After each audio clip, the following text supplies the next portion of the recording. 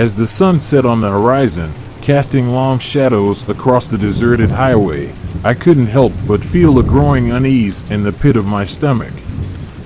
It was our first road trip, my friends Mike, Sarah, and I, seeking adventure and excitement. Little did we know, we were about to embark on a journey that would test our sanity and haunt us for the rest of our lives. We had chosen a remote route away from the bustling city, in search of hidden gems and unexplored landscapes. The road stretched endlessly before us, lined with towering trees that seemed to whisper secrets to one another as the wind rustled their leaves. We were oblivious to the darkness lurking beneath the surface, eager to make memories and capture breathtaking photographs. We laughed and chatted, the excitement growing with each passing mile. But as night fell and the world turned sinister, our cheerful banter faded into an uneasy silence.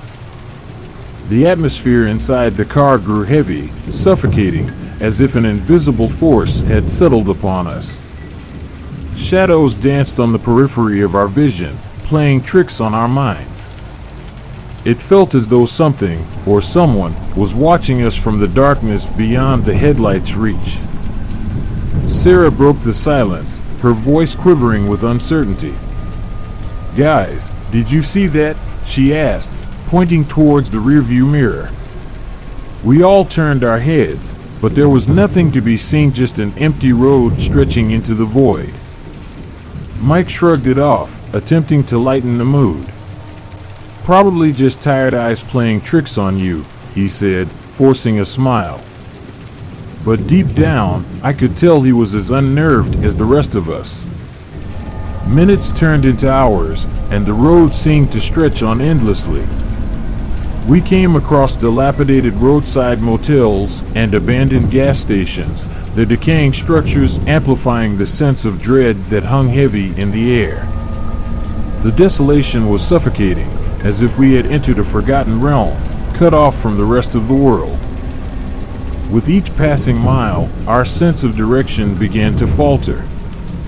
The road twisted and turned in unnatural ways, leading us deeper into the heart of darkness.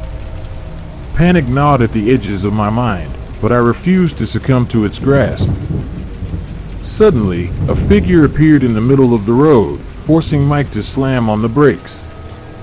We skidded to a halt, heartbeats pounding in our ears. The figure slowly emerged from the darkness, a gaunt, pale man with wild eyes that seemed to glow in the dim light.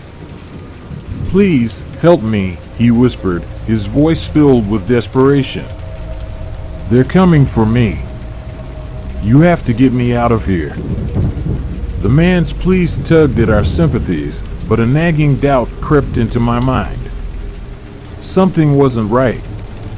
Before we could respond, a deafening screech echoed through the night, and a horde of shadowy figures emerged from the surrounding forest, their eyes gleaming with a malevolent hunger. In a panic, we reversed, desperate to escape the encroaching darkness. The figures pursued us relentlessly, their unearthly screeches filling the air. The road twisted and turned, a labyrinth of confusion and terror. But no matter how fast we drove, they were always one step behind, their presence looming ever closer. Finally, we reached a dead-end, an old, rusted gate blocking our escape. Trapped like rats in a maze, we watched in horror as the figures closed in, their twisted forms advancing with every step.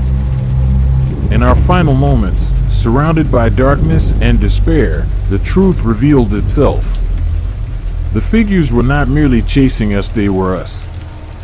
Reflections of our deepest fears and regrets, haunting manifestations of the road's malevolent power. As they closed in, we held each other, united in our fear. The darkness engulfed us, consuming our very souls.